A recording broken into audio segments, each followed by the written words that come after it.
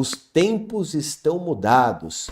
Hoje, Bolsonaro vira notícia na imprensa após prestar solidariedade ao Rio Grande do Sul, lá em Manaus. Temos também aquele ministro do qual não posso citar o nome, dando uma recuada. Tem o exército sendo pressionado pela população diante da inércia perante a tragédia no Rio Grande do Sul. Tem também alguns outros assuntos que eu quero conversar com vocês na sequência, mas não posso deixar de iniciar esse vídeo sem trazer a notícia aqui de que o concurso nacional unificado foi adiado diante de toda a pressão popular. Em decorrência aí das fortes chuvas que afetaram o Rio Grande do Sul, o Nicolas traz aí a notícia da decisão, enfim, acertada, mas deixando bem claro, diante de toda a comoção popular. Aqui na sequência eu quero trazer para vocês o momento em que Bolsonaro chega em Manaus. Presta atenção nisso aqui. Olha que muvuca. Arrisco a dizer que tinha mais gente aqui, inclusive, do que no ato de 1º de maio da esquerda. A USP disse que tinha 2.000 pessoas. Nós acreditamos que tinha em volta ali de umas 500, sendo muito generoso ali, podendo chegar a 800, mas as imagens falam por si só. Já em Manaus, olha só. Aqui também temos o momento da motociata que aconteceu junto com o Bolsonaro, ó. População indo às ruas de Manaus. Aqui por outro ângulo, a Rose fazendo toda a cobertura. Olha só. E é aí o que me chama a atenção. Olha isso aqui. Metrópolis.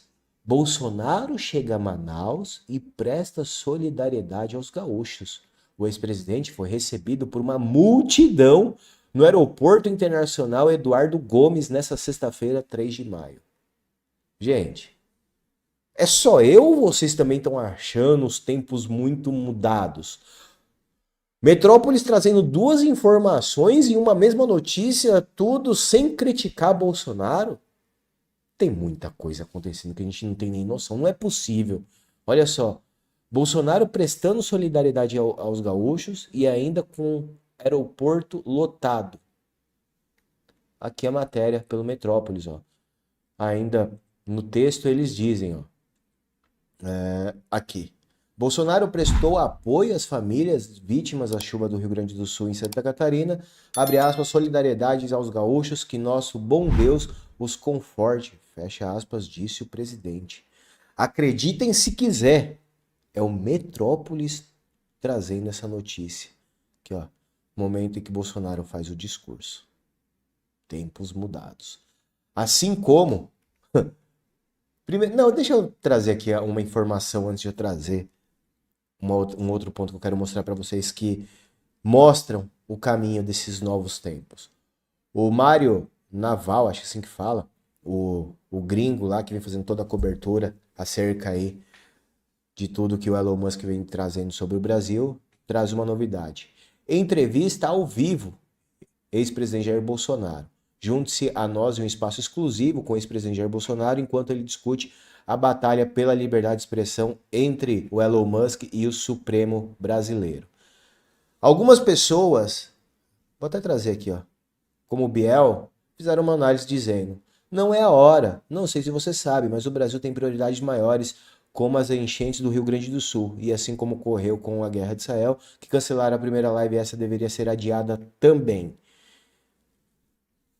Concordo e ao mesmo tempo acredito que, diante de tantas coisas acontecendo com o Brasil e o mundo, a gente não tem muito tempo para ficar adiando. E eu vou dizer o porquê que eu falo isso. Olha a matéria que tivemos hoje na CNN e em vários jornais do Brasil. O ministro, do qual não posso citar o nome, mandou soltar Mauro Cid.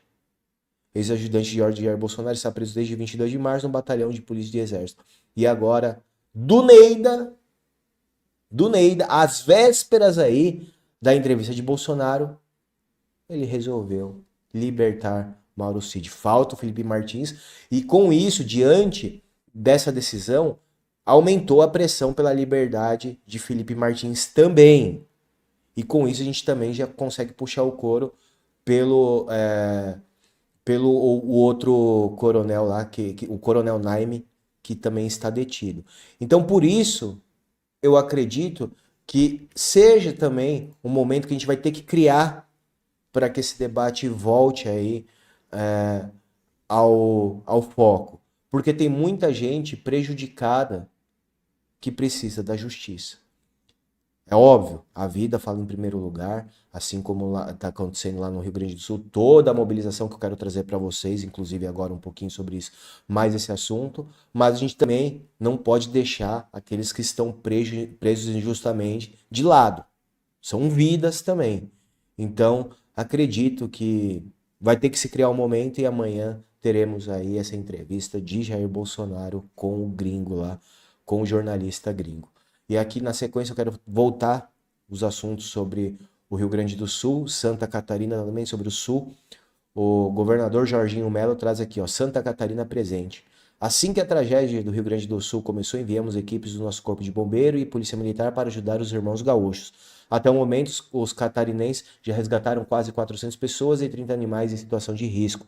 São 32 bombeiros, 5 policiais militares, 11 embarcações, 10 viaturas e equipamentos para resgate em deslizamento, além do helicóptero Águia da PM.